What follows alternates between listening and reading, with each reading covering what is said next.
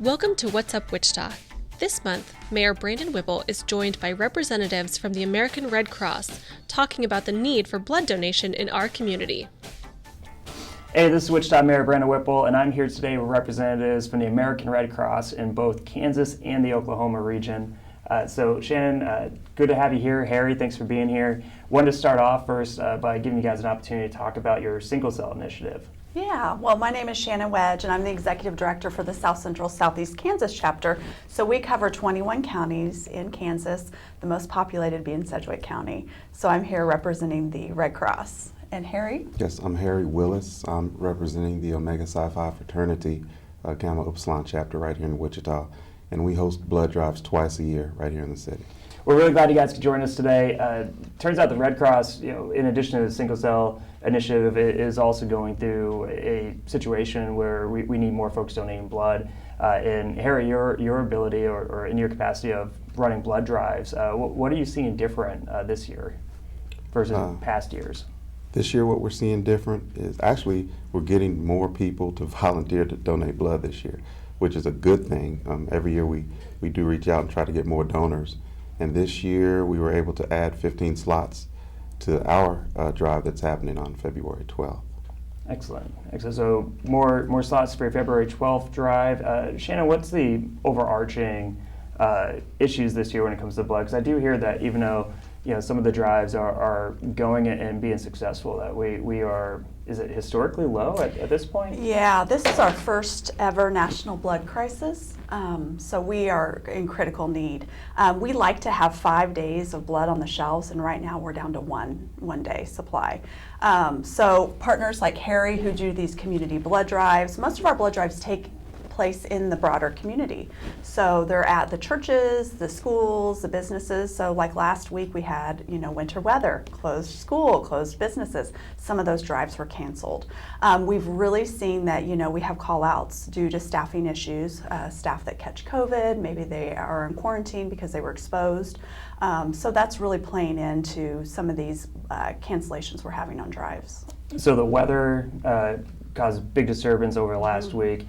But also COVID, folks might be less likely to come on out and donate blood as they are socially distancing. And that's causing only 1 day. Now we only have 1 day of blood supply currently versus normally it's more than that. Yeah, this is across the nation. And obviously we're running into staffing issues. So we're looking to hire more phlebotomists that collect the blood. So we're going to have a hiring event February 24th. So check out redcrossblood.org for more information on our job opportunities. But we're having a lot of the issues that many companies across the country are having. So this is a nationwide problem. And we're just putting strategies in place to try to collect more blood. And what we're seeing when people hear the word crisis, they're like, oh my gosh, how can I go and help? So people are, flooding, trying to come in and donate the day of or the next day. But what you can do is be patient. Try to schedule your appointment at the earliest possible time. So maybe you can't get in tomorrow, but if you can get in next week, next month, it's going to take us a while to get through this. So I just encourage people to just keep checking appointments for those open to the public drives. Of course, we're located here at 707 North Main, right down the street. So we don't want walk-ins at this point due to COVID. We really want people to keep their appointments. And I tell people you don't get to walk into your dentist and just walk in, or your doctors. So we really try to schedule people so that the people that schedule appointments, they're not held up. And we do try to squeeze people in, but really, really encourage those appointments. Okay, so best way to move forward if you want to donate blood is to make an appointment, not just show up, of course. Yes. Tell us about the sickle cell initiative. Yeah, so the Red Cross has embarked on a national sickle cell initiative.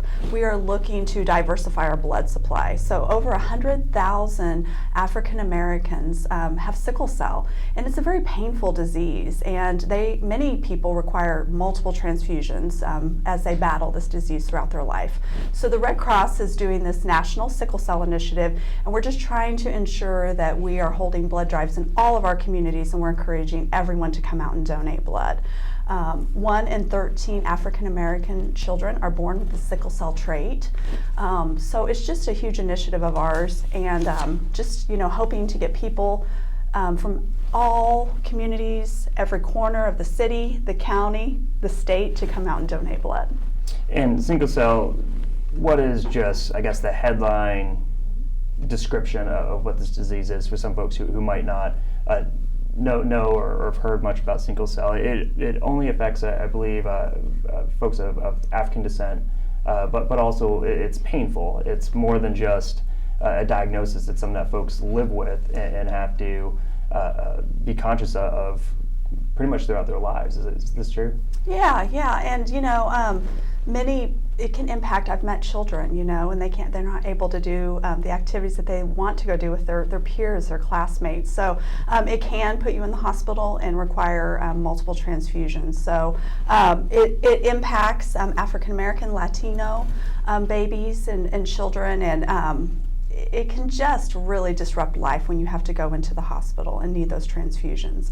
And so the more transfusions you require over the course of your life, the more we need to find blood that has your antigens, your ethnic makeup to help with that, or your body will start rejecting that.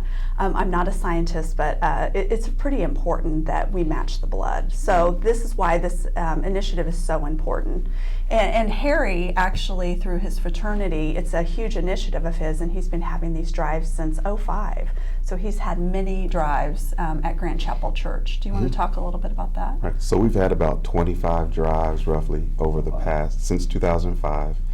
And the reason why we focus on the blood drive, it's a national mandate of ours, is because one of our members, a former member by the name of Dr. Charles Drew, was a scientist that invented the process that they still use today to preserve blood. So this is something that we really get behind, and we push blood drives in our community. And like Shannon said, African American descendants, they might have antigens that are specific to them. That's why we're requesting more people of ethnic backgrounds to come and donate, so these people can be helped. So having a more diverse blood supply actually, and this makes sense, right? It actually helps with the service because you can align, I guess, types of blood, and also, I'm not a scientist either, but you can match this up to folks who respond better to particular blood types or Absolutely. Androgens within those. Interesting. I think a lot of us just show up at the Red Cross blood drive and we get our cookie in the end and don't really think too much about where it goes. We know it goes to a good cause, but it's interesting to hear just a little more about how purposeful some of not just the collection of the blood, but making sure that it gets to people where it has the most positive effects on. Yeah, and so Dr. Charles Drew, he was our first medical director for the American Red Cross. So that in honor, of him, these drives are taking place, and all the work that he did, to just really move the needle with blood collections. Oh, that's amazing. Getting into a little more when it comes to Black History Month, which began February 1st. Can you tell us some more about what the Red Cross might be doing to not only try to create more diverse pool of blood donors, but also with the month in general? Yeah, well, this is just a great opportunity to have these conversations, to go out and educate people about what sickle cell is, what the Sickle Cell Initiative is. And Harry, like I said, he's been doing these drives since '05, so this is nothing new. But it was just a great opportunity to really highlight the drives that are already taking place, and his happened to fall in February, so it's a great tie to talk about why it's so important that we diversify our blood supply. We have 2 drives actually, so on February 10th we have a drive at St. Mark's UMC Church, so you can go to redcrossblood.org and you can search for those drives. And then the drive that Harry through Omega Psi-Phi, it's at Grant Chapel, and that's February 12th. But we have drives all over the community, so you can always just go there, plug in your zip code, find a drive that is convenient for you in your neighborhood, or at 707 North Main, and go donate blood. It really does. It impacts everyone. You never know, like you said. You don't think about it. You hope that blood's going to be there when you need it, right? When we are in a car accident, there's a trauma situation. Platelets, we haven't even talked about platelets. We have whole blood and platelet donations. So over half of our platelets go to cancer patients. Well, what are platelets? Platelets, yeah. Talk about that, I guess. We haven't talked about it. It's a longer process, but platelets are needed, and they, like I said, half of them go to our individuals that are battling cancer. So they're vital. And they only have a 7-day shelf life. So by the time you test them and then you get them out, there's only 5 days. So they have to be used very quickly. It's a longer process to donate platelets. You're in a chair, but we have a Netflix account and you can watch a movie or a show. But basically, you're hooked up, take your blood out, spin out those platelets, and then put the other components back in. So it's a little bit more of a lengthier process, but they're vital to people that need them. So burn victims, there's just so many uses for blood. So you really are saving a life when you go in and donate. So can you go to the Red Cross website to not only schedule a blood donation, but also a platelet donation as well? Yes. On the same site? Yep. They're both on there. So we have quite a lot of fun, I think, with the Red Cross when it comes to these blood drives. Recently, we just had the Guns and hoses, or what was it? The police and firefighters. Battle of the Badges. Battle of the Badges. Yes, Yes. guns and hoses, or whichever you call it. And tell us a little bit about that, because that's fun. That's our. It was our police officers with a friendly competition against our firefighters, and I believe also with EMS over on the county side. Yep. And the goal was to get folks to donate blood and pretty much to vote for which team you were on. I know I got a chance to donate blood that way as well, and so did Lacey Kriegers, who was a commissioner at the same time I was there. But can you tell us a little bit about this? Not only is it for a good cause, but it's fun as well.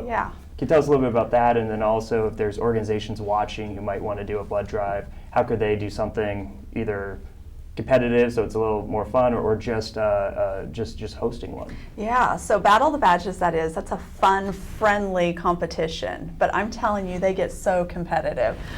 It's funny to watch them do media interviews and the press conferences. But yeah, Battle of the Badges, this was our 26th year, and we exceeded goal. We collected over 1,000 units of blood products.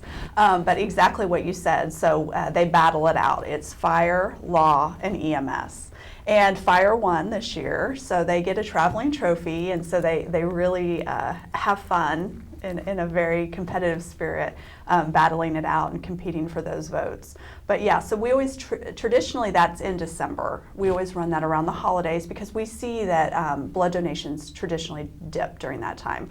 When the kids are out of school, we collect a lot of blood at our high schools and our colleges. So when they're out of school and people are traveling and they're doing all their entertaining and having their festivities, we see that people just don't think about coming in to donate blood, and we don't have those school drives. So this is a way to kind of keep the awareness alive during the holidays, and they go out and they do all the media interviews and they have a blast doing it. So it was definitely competitive. I donated blood. I think I did a selfie to try to encourage more people to donate blood, but I had the firefighter logo, and man, I got an earful from some of my police officer friends who thought I was picking sides and trying to I guess sway one team versus another. But yeah, the high school ones that also makes a lot of sense. I remember when I was in high school, getting out of homeroom if I went and donated blood, and how I used to participate in that. So it's interesting that we're still doing those in high school. But what's the high school age for folks to donate blood? So it's 16 with parental consent, and then 17, 18, they can donate. But yeah, so those high school drives are vital because, we see people, I talk to people when they come into the donor room on Main Street, and they're like, I've been giving since high school. So to expose kids to that and to let them come in and donate blood and save a life, many of them do become lifelong donors. So, I can imagine. Yeah. The earlier you start people off on doing good stuff for the community, the more likely they'll continue to do that. Right. There are, of course, with any blood donation, there are restrictions. We check your height, your weight, all of that. So, some high schoolers, are not able, or maybe they don't want, to take away from their basketball game or something, but we sure encourage them to come in and try to donate. So all those eligibility requirements are on our website as well at redcrossblood.org. And usually you're doing tests for make sure people have enough iron, make sure, what's some of the stuff that if folks, the first time they want to donate blood, that they should expect to, I guess, have tested as they go through the process? Yeah, so we do a health screening. We'll check, your blood pressure, your iron, exactly, and just make sure that you're feeling well that day, temperature, all those good things. There's a rapid pass. It's a really cool way to actually fill out your health history before you come in. So you might get there and go, oh, I'm on this medication, I can't donate today, I'm not going to drive down. But this rapid pass is on your smartphone, so you can download it. And then it also tracks all of your donations, you can set your appointments, so it's a cool app. But that rapid pass allows you, when you get in to fill out that health history, it saves a step. But yeah, so we screen people. So what I tell people a lot, they'll ask, well, what can I do? What should I do before I come in to donate? Because now that we're in this crisis, people are really asking, how can I help? But to stay hydrated, drink a lot of water, and then that iron is critical. And someone told me that Oreos, they have iron in them. So I haven't Googled that to see if it's true, but There might be a reason to believe I don't know if it's true or not. But, check that out. But yeah, eat your iron a few days before and just make sure that you're drinking plenty of fluids and water. So. Well, excellent. Yeah. Well, stay away from tea. Also, that tea. Yeah. Will, it'll slow your body's ability to absorb that iron. Yeah. Also. Really? Exactly. I didn't know that. What about coffee? Is coffee still safe to drink I before? haven't heard anything about coffee. All right, good. Yeah, we might need to Google all these, Right. truths and myths, and please do go talk to your doctor before you. Of course, and that app is really handy. I remember really is. going in to donate blood during the Battle of the Badges, and it was just, a lot of times you're there and you're filling out the same paperwork that I filled out since high school, and being able to have the fast pass where I can kind of do that on my own just got me personally in and out pretty quick, and it seems like that's going to be a real help for folks who want to donate blood, but might only have an hour for lunch or something, and Right. Want to make sure they get in and out.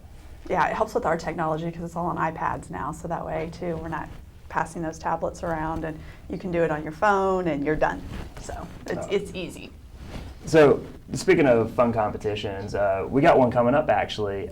It's one of the things I inherited as mayor of Wichita is these challenges of my friend Phil on the Fox 104.5, except Phil wants to do these challenges a lot more, and frankly, he's incredibly competitive. And I like this, where we almost every month we have some type of challenge. And our first year, or I think it was last year, we did a blood drive, and he's been plugging that for the last week on his radio. I haven't had much of a chance to plug the blood drive, but frankly, it's going to be Phil and I who are encouraging folks to go donate blood, and then you can actually vote for either Phil or myself to see who the winner is.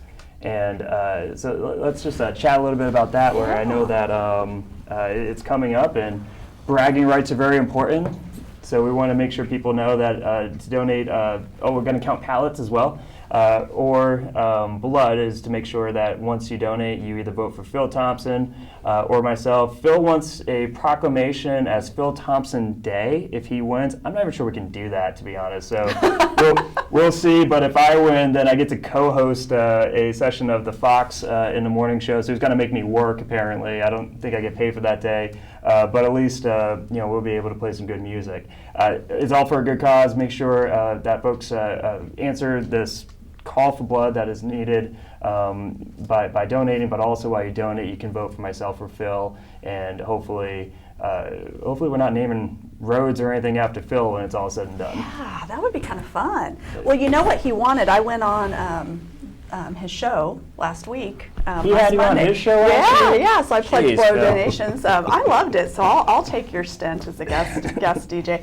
But exactly, he was talking about the wager being Buddy, the blood drop, our mascot. So, I kind of like this better for you, unless you want to dress up as Buddy and stand out on Main Street. Phil, I think, just wants to see me wearing red tights. That's probably what he's looking for. So if you don't want to be a big blood drop. But yeah, but this is great visibility, and we appreciate that you guys do this, especially during February when we have this cold weather. I mean, who knew that we would have 3 snow days and all these cancellations? I mean, this equates to us during these last few weeks, several weeks, that we've lost 2,000 blood donations, here in this state. So it's a big deal. So we appreciate the visibility and the fun and the spirit. You had asked me earlier how people can host blood drives. So if you just go to redcrossblood.org, people can sign up to host a blood drive, and we'll get back with you to see, if you have an appropriate site. So you can figure it out on the website. Yeah. Very good. And that way you can reach out to us to inquire about those drives. Excellent. Well, I appreciate you guys being here. Thanks for coming on and for not only plugging a good cause, but also having fun with Phil and I. For folks who actually can't donate blood for whatever reason, but still want to help out, what are some ways that they can be helpful to the Red Cross during these times? Yeah, 90% of our workforce is comprised of volunteers. So I tell people they can always come out and volunteer. They can volunteer to drive blood to the hospital from the blood drives. We always need volunteer blood drivers. We need individuals that work the blood drives, and we need disaster volunteers that respond to those house fires and those big disasters if we happen to have a tornado or a flood. So volunteering is a huge way you can make an impact. I tell people they can give time, money, or blood. That's the way that you can move the needle with the Red Cross and help us. Recently, the Red Cross shared a video of one of our police officers whose life was saved thanks to blood donations. I remember that day. I remember it really well. I'm talking about July 11th, 2008. And that night, I had just cleared a call. I checked my board and I saw there was a suspicious character. And I parked to his east so that he's walking east so that he can see me in front of him, and he's got to pass me to continue in his route. People's body language lets you kind of know what they're doing, and I knew when he turned, the way he was holding his body, the way he held his hand, I was certain, as dumb as it sounds, without being able to see it, I was certain that he had a gun. The first bullet, it hit me in my left leg. It went in the front of my leg and came out.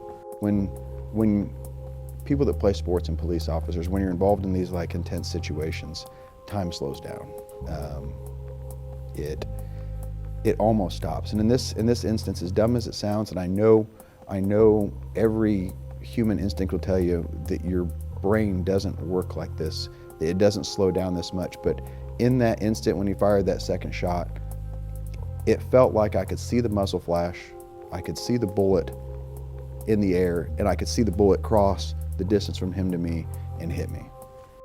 So I arrive on scene, and Officer Danny Taylor, who was just down the street and heard the shots, responded and found Officer Purcell down in the front yard.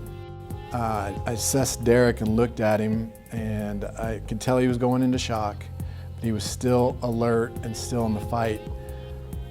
But his pants, which at the time, that was when we wore the old tan uniforms, and his tan pants were red. I remember thinking stop dude, I'm not hurt that bad. I can still get up, I can still walk, don't treat me like a baby. He had gotten hit high up in the pelvic area, and it had severed his femoral artery. If you know Brad, he doesn't do anything and fail. If he's gonna do something, he's gonna succeed.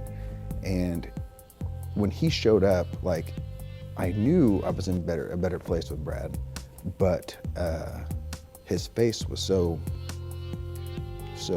white that it scared me.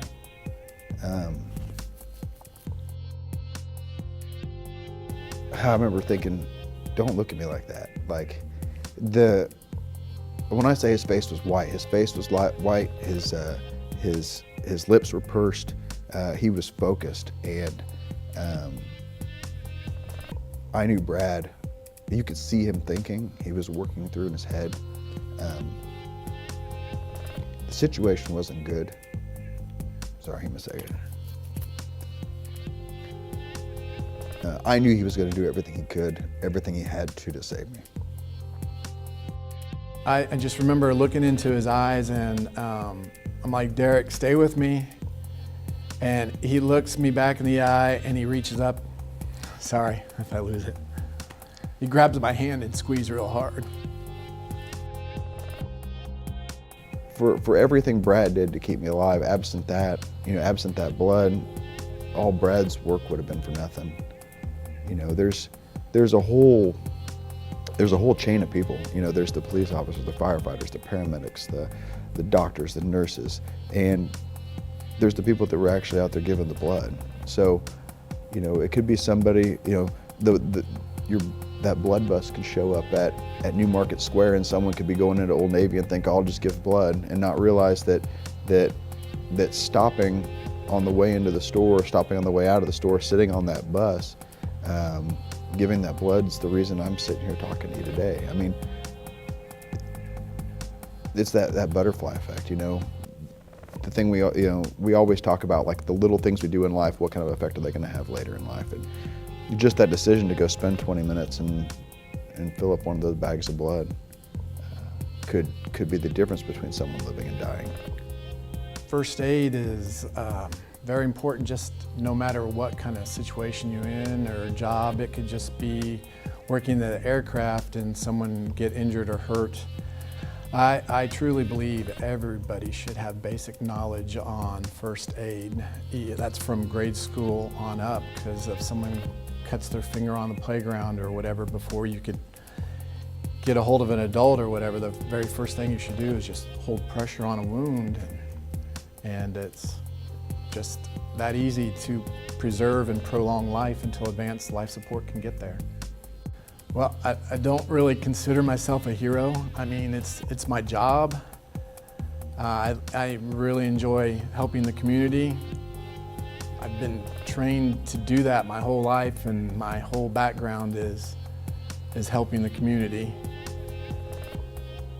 And that's the way I was raised by my mom, to help whoever you can in need. Thank you to those who tuned in to this episode of What's Up Wichita. If you want to ask a question on our next month's show, please feel free to send a short video to social@wichita.gov. Again, thanks for joining.